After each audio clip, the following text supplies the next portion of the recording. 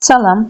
6-cı siniflər üçün olan bilik yarışının sualına baxırıq. Məntiq suallarına baxırıq. 41-ci sualımızda deyilir. Nazlı ipə sırayla 12 ağ, 8 sarı və 10 qırmızı muncuq düzür. Nazlı ipə düzdüyü muncuq sayı 197 ədəd olarsa, ümumi istifadə edilən ağ muncuqların sayı nə qədər olar? Biz əvvəlcə verilən muncuqların cəmini tapırıq. 12 + 8 + 10 bərabərdir 30-a. Və verilən ümumi 197 ədəd muncuq olduğu üçün 197 ədədini bölürük əvvəlcə muncuqların cəminə, yəni 30-a bərabərdir. Alırıq 6, qalıq da 17. Lakin bizim burada 6 dövrlərimizin sayıdır. Və 6 dövr olduğu üçün muncuqlarımızın sayı isə 12 olduğuna görə biz ağ muncuqların sayına vururuq. Alırıq 72 ağ muncuq. Lakin burada bizim 17 qalığımız var. Və bu 17 qalığın içərisində 12 dənə də ağ muncuğumuz var axı. Və 72 üzərinə gəlirik 12 qalıq ağ muncuq eləyir 84 muncuq. Cavab B variantı. Keçirik növbəti 42-ci sualımıza. 42-ci sualımızda isə burada bizə verilibdir 3 dəftər və 9 qələmin qiyməti 9 dəftərin qiymətinə bərabərdir. 10 dəftərin yerinə neçə qələm almaq olar? Bunu tənlik quraraq həll edirik.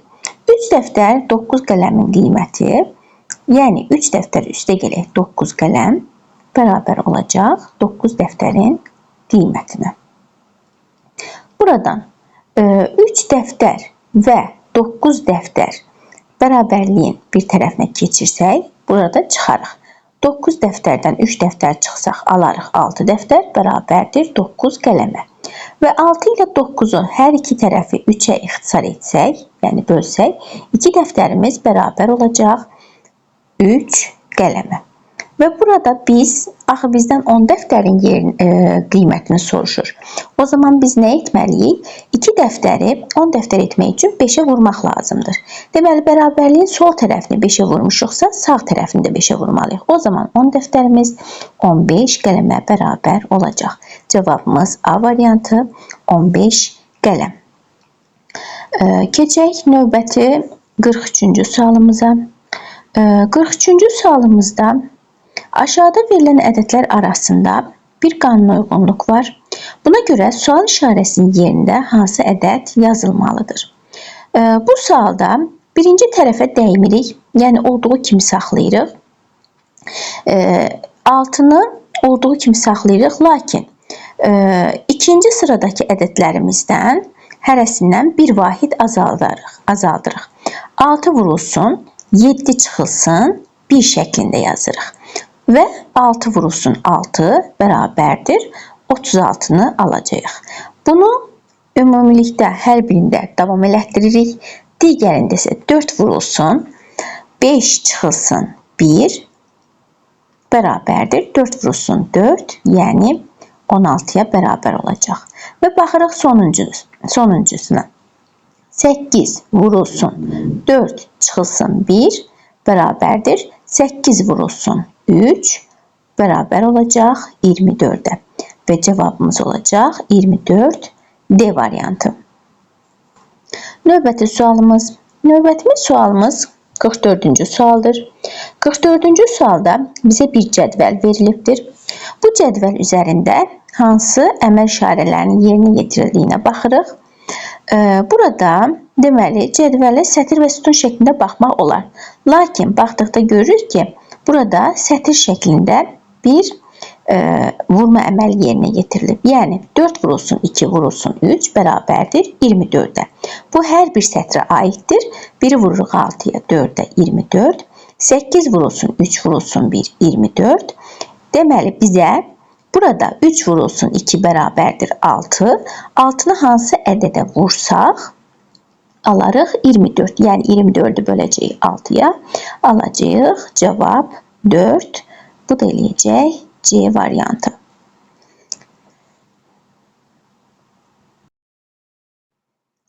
Keçirik növbəti suala. 45-ci sual. Burada MNK natural ədədlərdir.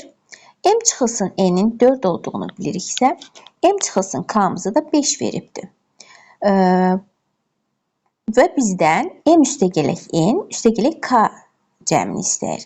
Cəmin ən kiçik qiymətinə görə biz burada M çıxılsın K'nın 5 olduğunu biliriksə, deməli, mən bura K'ya 1 versəm, M-ə verməliyəm 6.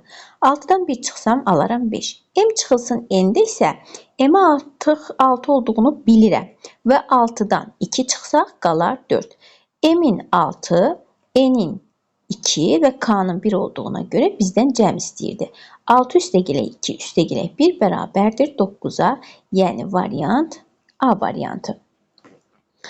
Keçək 46-cı suala. 46-cı sualda bir şüşə qabda bir bakteriya var. Bu bakteriya ilk saniyədə 2 yerə bölünür, ikinci saniyədə yenə hər bir bakteriya 2 yerə bölünür. Bu şəkildə davam etdikdə 50 saniyə sonra qab tamamilə dolur. Buna görə qabın yarısı neçənci saniyədə dolar?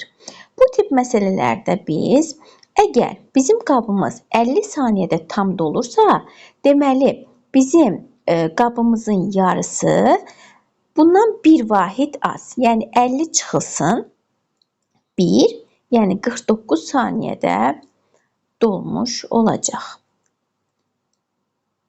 Cavab D variantı. Keçək 47-ci suala. 47-ci sualda Samirə bir nərdivanın pillələrini 2-2 çıxıb 3-3 enir. Samirə çıxarkən 6 addım çox atdığına görə nərdivanda neçə pillə var? Biz pilləkən məsələlərində nə edirik? Tənlik şəklini gətiririk və burada 2-2 çıxıb 3-3 endiyinə görə x bölünsün 3 və x bölünsün 2 ilə ifadə edirik.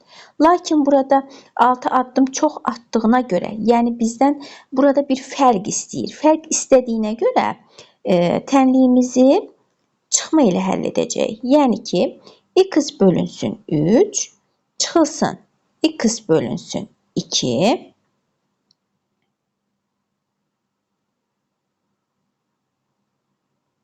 bərabərdir 6-ya. Və tənliyimizi həll edəcəyik. 3x-dən 2x çıxanda x bərabərdir 6 vurulsun 3 vurulsun 2. X də bərabər olacaq 36-ya. Cavabımız olacaq B variantı 36. Keçək 48-ci sualımıza. 10 basketbol klubunun oynadığı turnirdə hər komanda digər bütün komandalarla 2 dəfə qarşılaşır. Ümumi neçə oyun keçiriləcək? Bu, bizim salamlaşma düsturumuza aid olacaq. Çünki burada görüşdən söhbət gedir və oyun keçiriləcək. Bizim salamlaşma düsturumuz n vurulsun, n çıxılsın 1, bölünsün 2 ilə hesablanır. Burada n'in 10 olduğunu bildiyimiz üçün n'in yerinə 10 qoyarıq. N 10 olduqda 10 vurulsun 9 bölünsün 2 şəklinə düşər. Və alarıq buradan 45. Lakin bütün komandalarla 2 dəfə qarşılaşır. 2 dəfə qarşılaşırsa, deməli 45-i vurarıq 2-yə, alarıq 90. Variant B variantı 90. Keçək 49-cu sualımıza. 49-cu sualda Namiqdir yarışda sondan 4-cüdür.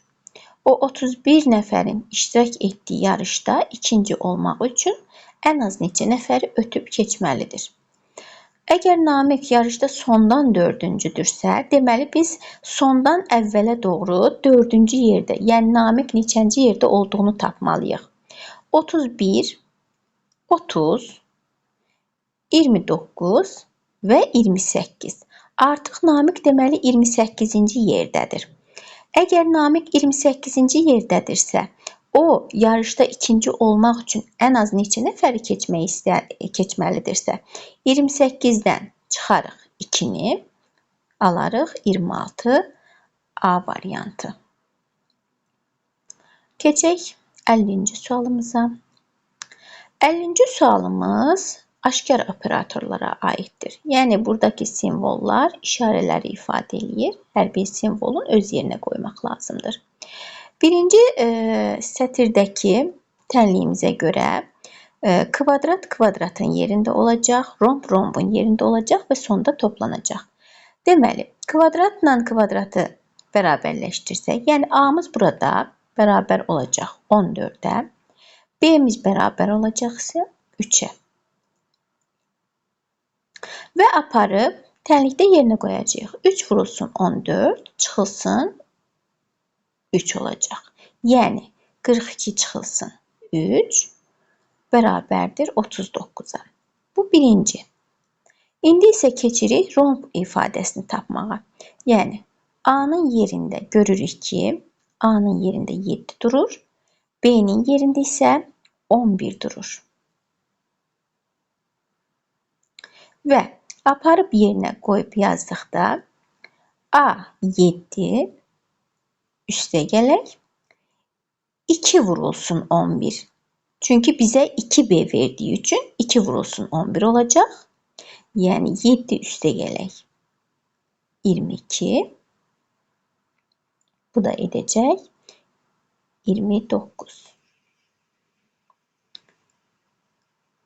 Və sonda bizdən bu iki ədədin cəmini istəyir. Birinci almışdıq 39, ikinci aldıq 29. Və bu iki ədədin cəmi 39 üstə gələk 29 bərabər olacaq 68-ə.